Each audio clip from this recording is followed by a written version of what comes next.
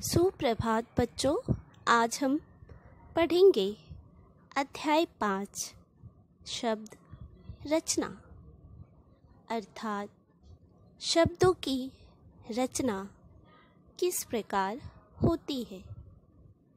जैसा कि हम सभी जानते हैं, वर्णों के सार्थक मेल को शब्द कहते हैं एवं शब्द में कुछ नए शब्दांश लगकर उसका अलग अलग निर्माण किया जाता है। आइए समझें शब्द संरचना। संरचना का आशय नए शब्दों का निर्माण, शब्दों की बनावट और नए शब्द का गठन होता है, अर्थात शब्द को नए शब्दों में बनाना।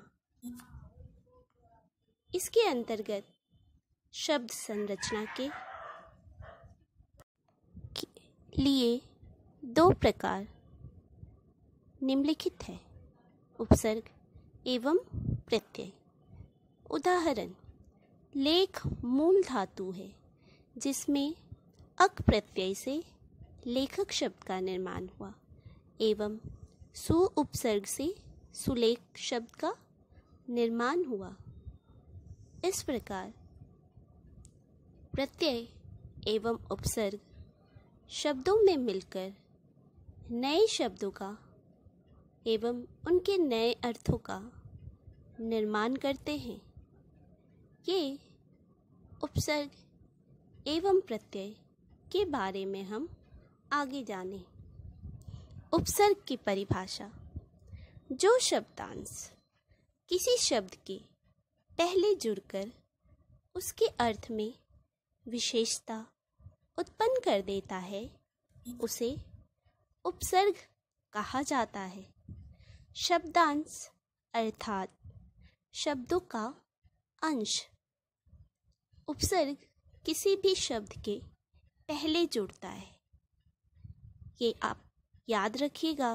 उपसर्ग पहचानने का यह नियम है कि उपसर्ग मूल शब्द के पहले लगेगा और प्रत्यय पीछे लगता है।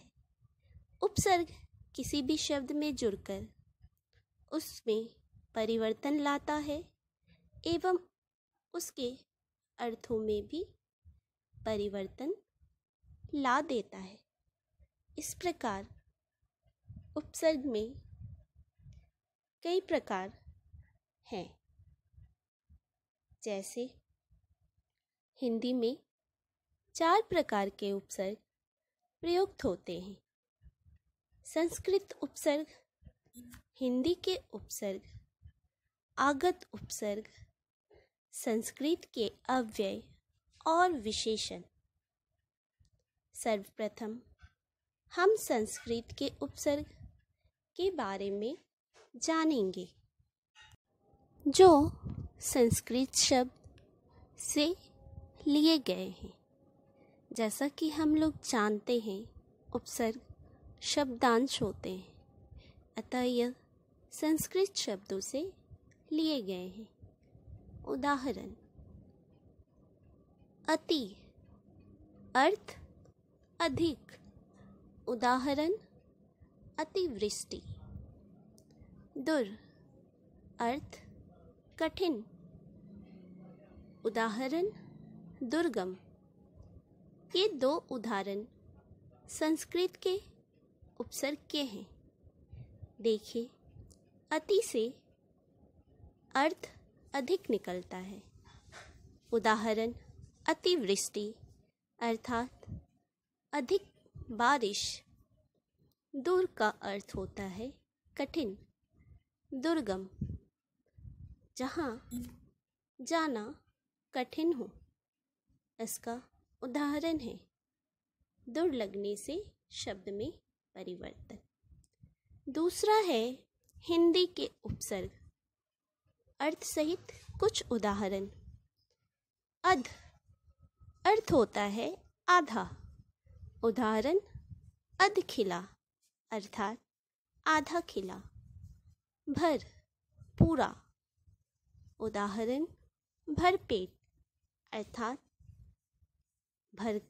पूरा पेट भरकर खाना खाना। ये हिंदी के शब्दांश है जो प्रत्येक उपसर्ग में प्रयोग होते हैं। अब आगत उपसर्ग हम लोगों ने पहले ही पढ़ा था। आगत जो विदेशी भाषाओं से लिए गए हो। तो उपसर्ग है पहला बद, जिसका अर्थ होता है बुरा। उदाहरण बदनाम। खुश अच्छा। उदाहरण खुशकिस्मत अच्छी किस्मत। बदनाम बुरा नाम। ये आगत उपसर्ग है जो विदेशी भाषाओं से हिंदी में आए हैं। चौथा है संस्कृत के अव्यय और विशेषण। संस्कृत के अव्यय शब्द पुनः अर्थ दोबारा। उदाहरण पुनर्जन्म। दूसरा आत्म अपना। उदाहरण आत्मरक्षा अर्थात अपनी रक्षा। पुनः दोबारा अर्थात दोबारा जन्म पुनर्जन्म। ये कुछ अव्यय हैं एवं विशेषण है जो उपसर्ग के रूप में प्रयोग किए जाते हैं और शब्दों का अलग अलग निर्माण करते। आज के लिए बस इतना ही। अगली कक्षा में प्रत्यय के बारे पढ़ेंगे। धन्यवाद।